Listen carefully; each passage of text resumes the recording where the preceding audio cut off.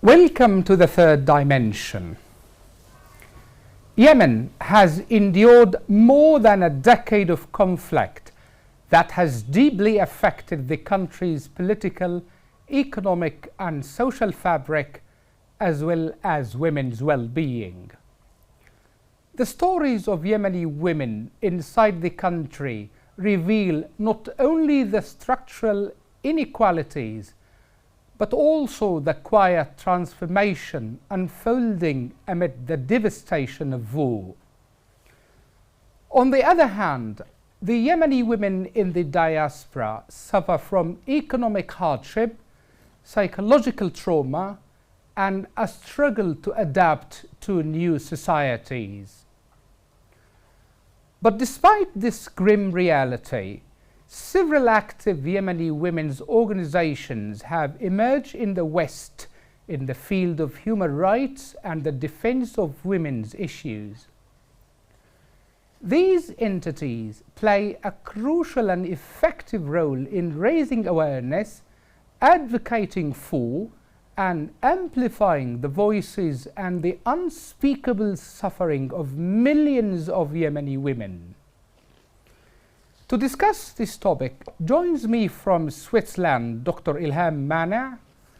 Dr. Elham is a Yemeni-Swiss political scientist, writer and human rights activist who focuses on the Arab Middle East and gender studies. She has earned widespread recognition for writing on universal human rights, freedoms of expression, and political reforms. She is currently an adjunct professor at the Political Science Institute at the University of Zurich.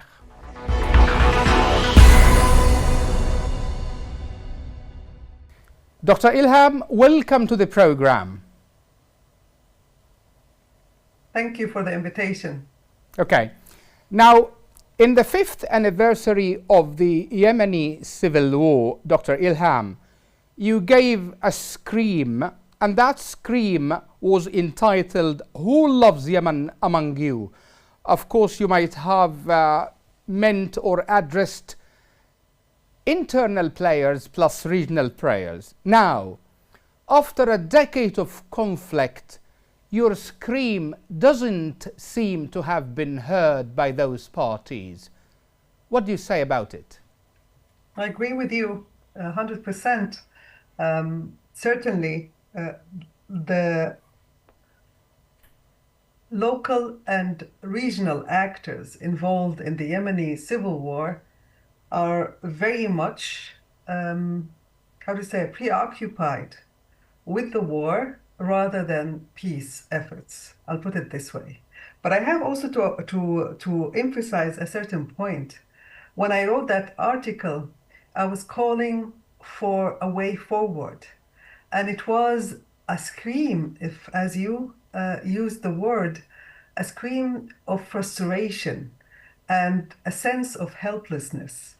And that helplessness led me, notice it was 2020, led me to start a research project on the Yemeni civil war and the outcome of the Arab uprisings in general, and specifically how do we understand what is taking place in the region after the Arab uprisings? And I came up with an approach that insists on looking at the internal state formation of the countries and the regional actors involved as well. So while they did not heed my cry or my call, I seem to have embarked on a personal journey to be more constructive, if I may put it this way. Okay, so your personal journey led to the production of your book, The Civil War, okay? And in that book, if I may quote you, Dr. Elham, you said, "The recurrent instability in Yemen has been a result of overlapping group grievances repeatedly rising to the surface." My question is, would you give us a sense of these group grievances? Yeah, certainly. You will see that basically when it concerns Yemen, like in Syria, like in Libya, the American writers, William Faulkner quote may Yeah, be actually very um, accurate. That is that the past is never dead, it's not even past. yeah, And with that, if I look at the situation specifically in the Yemeni case, I see grievances that are intertwined with regional, with sectarian, and with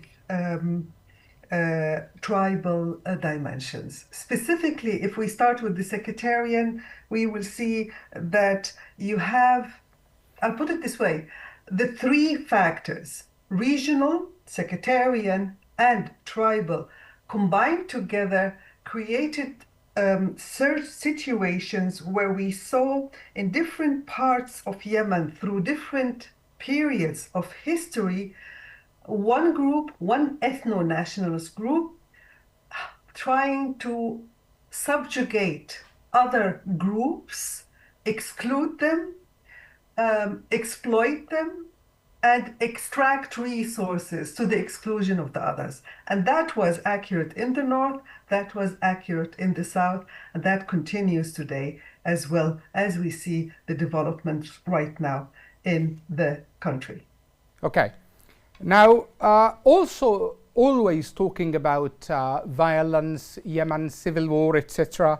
One of your article you entitled also interestingly, Dr. Elham, is absence of violence or sustainable peace, Yemen's pathway forward.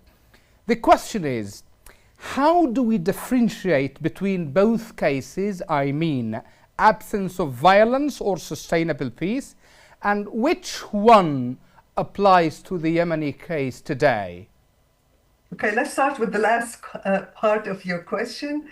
I would say Yemen right now is in a no peace, no war zone where we have pockets of conflicts that are taking place. Sorry, this was like to remind me. Where we have pocket of conflicts in certain parts of the country, but it's no war, no peace zone. Now, my critique in that article was, in fact, targeting the international approach to conflict resolutions in our region, in Yemen also specifically, because there is a sense that if we stop the violence, we achieved our main goal. If you look closer, that is not sustainable peace. Absence of violence usually cement group grievances, usually frees the conflict, but it paves the ground for coming or for consequent wars. And if you look in the history of Yemen, Yeah, we have conflicts, wars every decade or so, yeah, whether in the north or in the south. And the yeah. question is why? Sustainable peace will be achieved if we actually address the roots of these grievances, group grievances, and provided an institutional basis capable of channeling these ethno-nationalist identity while at the same time working on reconciliation between the conflict parties. Okay. And in your opinion, Dr. Elham, do you think sustainable peace is attainable in Yemen? Where there is human will, of course.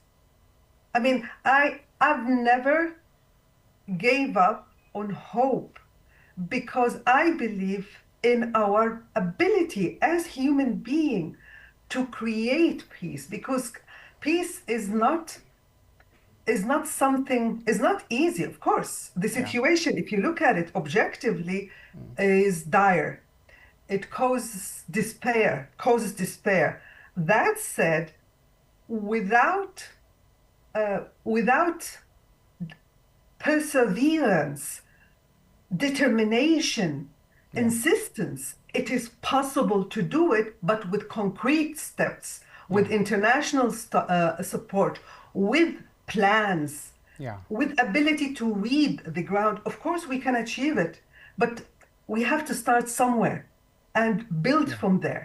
And all you have to look at history in other countries, in other regions where they were destroyed to the ground and how they built themselves again. But Okay. unfortunately, I don't see this will in the political elites available now in Yemen. Okay.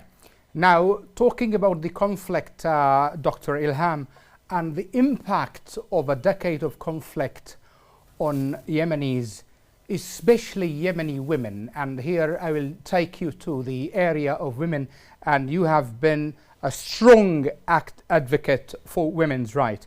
The question is, Dr. Ilham, nowadays, Yemeni activists, okay, they keep talking about what we call the political rights of the Yemeni women, okay? And my question is it really meaningful to advocate for political rights in Yemen now when millions of Yemeni women are crushed by hunger and preventable diseases? How do I react? First of all, I think it's a very important question. I would say first that many civil society actors, female civil society actors working in this field, they insist in their inclusion in the peace processes because they recognize the importance of having a gender perspective in such processes to reflect on the reality inside of Yemen. And you are 100% right to say the situation in Yemen is very dire. It was dire before the war, and it became even worse after that war. And we see that in the conditions of women in Yemen. On the other hand, I will also allude you to another paper that was just published in the Journal of Middle East Law and Governments. I wrote it with the title Lost in Translation: Reflection on the International Approach to Women, Peace and Security in Yemen. In that paper, I criticized the international approach in terms of focusing on numeric representation in the peace processes and ignoring the reality on the ground, where basically I would say there is a need to insert a gender perspective in all levels of the peace process, the first, the second, and the third, but at the same time to include it in all documents that are produced and in the post-government, in the post-conflict governance structures. At the same time, I would say, in order to really translate the important norms in the international laws that aim to protect and to enhance and empower women on the ground, one has to be sensitive to the type of context that the international community is addressing. And here, it would be important to focus also on the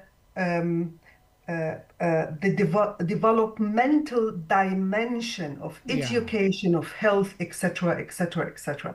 But including women in the peace process is very important. Just think about a gender perspective when it concerns refugee camps. What it means for a woman to walk away from her tent to relieve herself. What will happen to her from that from her tent to that place? Think about what it means to be a woman in such a situation. But I have also to insist, women in Yemen during this period, 10 years of war, have also shown incredible resilience, Yeah. ability to build and to help also foster Yeah. local communities. And they were and are also, some of them are part of the conflict parties as well. I don't want to romanticize the whole thing. Yeah. Okay. And of course, your critique about the international approach, okay, towards Yemeni women is really appreciated, Dr. Ilham, and that's why every time and then we hear about workshops conducted by the UN Special Envoy's office, either in Aden or in Amman or in Cairo, okay? But in the end of the day, okay, nothing comes out of these workshops, okay? Now, I would say this is one thing that I also criticized in my paper, where I basically say that the institutional competition between certain UN units, including the Office of the Envoy, including the gender unit of the Office of the Envoy, including UN Women, that reflected also on the outcome. Yeah. I would say when it concerns the workshops specifically, um, I would urge you as well to look at what the Yemeni women themselves, I mean, the peace initiative, Yeah. شبكة التضامن النسوي. I can't remember. I Yeah. can't even remember how to say it in And English. the Green Peace Initiative also, yeah. Of Yeah. all these initiatives Yeah. of civil society actors, Yeah. what they're doing and Yes. how they're trying to translate that on the ground. Yeah. One has to recognize the agencies Yeah. and the kind of efforts and how these activists and actors are in fact producing Yeah. incredible work that is also supportive of the peace process. Yeah. Okay. Now, by the virtue of your position there, Dr. Ilham, being an academic in the diaspora, my question will be, okay, to what extent is the Yemeni diaspora supporting women inside the country? I will say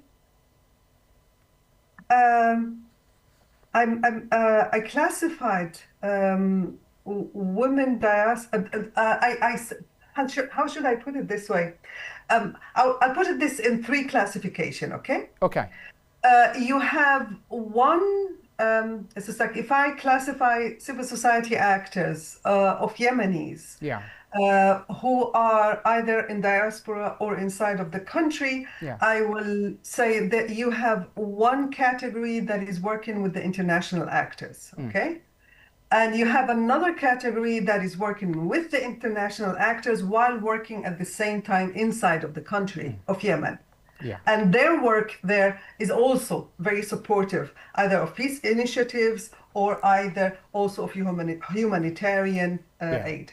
I would be happier if we use the word development rather than creating a certain type of dependency, because it's important that we move away from humanitarian aid.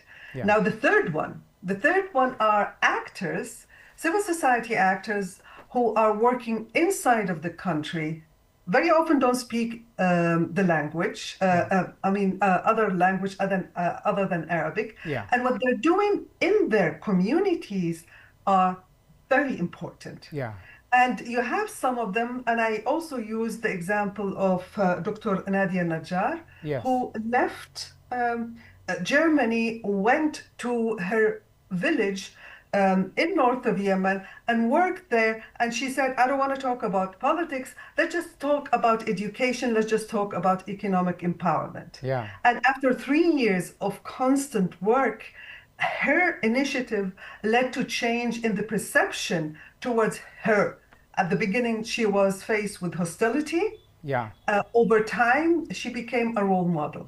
Yeah. And what I'm trying to say, you have those inside and outside of the country. And please notice, you have many civil society actors, famous one, who had to leave the country. They had to leave because of the war, Yes. because of the inability of the conflict parties to guarantee their safety. And they went through tough time, a really tough time outside of the country. And yet they rose again like a phoenix. Yes. I'll put it this way. Yeah. I really I have great respect for their efforts, Yeah. and they're working persistently without stop also for Yemen. And it's Yemen, not Yeah. only for the women in Yemen, it's the Yemenis. Yeah. Okay. That's interesting. Okay. Now, if we may turn to another important point, Dr. Elham, and let me here to be away from politics and women rights, okay? And let me just delve into the world of creativity of Dr. Elham as a writer, okay? So you've published already 2 novels, one in 2005 and the other in 2008, okay?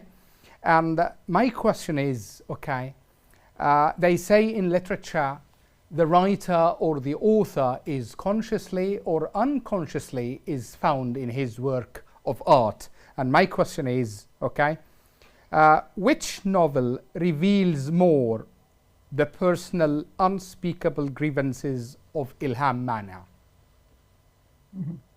I really appreciate the question. It's Sada al-Anin, Echo. Yeah. Echo was a personal take on my mother's mental sickness and the social grievances that she went through. And I wrote it through narration. Her narration, she is narrating her story. My father is narrating his story and her story, and I'm narrating their stories and my grievances. And together, I hope the picture will be fair, because it has to be fair. We always put all the blame on the social grievances, the social pain imposed on women, on the shoulder of men. And I think it's a societal issue. And the story of my father has shown also his grievances, his pain as well. And together, they formed me, he and she. They formed me, and they made me the person I am. He with his insistent من يشتي يحب اليمن. Yeah. اليمن تشتي من يحبها. Yemen needs those who love her. Yeah. And her with her pain and with her echo, she made me a feminist. I see. Interesting. And okay, reflecting on this personal remark, Dr. Elham, when was your last visit to Yemen? This year, I was there this year, this summer, and I went incidentally to Hadramaut and Al-Mahra, and there was a plan in October to come again or to go again to Taiz and to go closer to the north. Unfortunately, it didn't materialize due to security reasons, but I'm planning to go again. So yes, this year, and it's for the second book that I'm working on because of this research project about the outcomes of the Arab uprising. Yeah. I need to go again. It's basically important for because I'm taking case studies. Although right now with the developments in Hadramaut and Al-Mahra, I think I have enough material for the book to be written. Okay. A final thought, if you may, Dr. Elham, okay? It will have 2 parts. Number 1, as a political scientist, what message would you like to give to the warring parties in Yemen? There is no military solution to this war. And the mentality and the culture of revenge that we have from certain parties will not be sustained. What is taking place right now is not sustainable. Yeah. And peace by itself will not be sustainable without finding a solution, an institutional base that channels the ethno-national identities that we have in Yemen and respect and reconciliate the issue of group grievances. Yeah. We need to build civic trust, trust in the state, trust among each other. And whether that will happen in one Yemen or more, what is clear is that regardless, war will come again if we do not address the group grievances. It will come again. Yeah, okay. And as a women activist, Dr. Elham, what message do you want to share with the world about the resilience of Yemeni women? Look at their work on the ground. Look at what they're doing inside of the country and outside of the country. And you realize that just look what they're doing. And you will not, it's not about being impressed. It just basically stop imposing certain biases on a certain reality and look how women in Yemen are facing a very difficult reality through their own agency. Okay. This brings us to the end of this interview, Dr. Elham. Thank you so much for your time and insight, and thank you for talking to Yemen Today TV. Thank you very much, Dr. Hassan. I appreciate this interview with you. Okay. Thank you.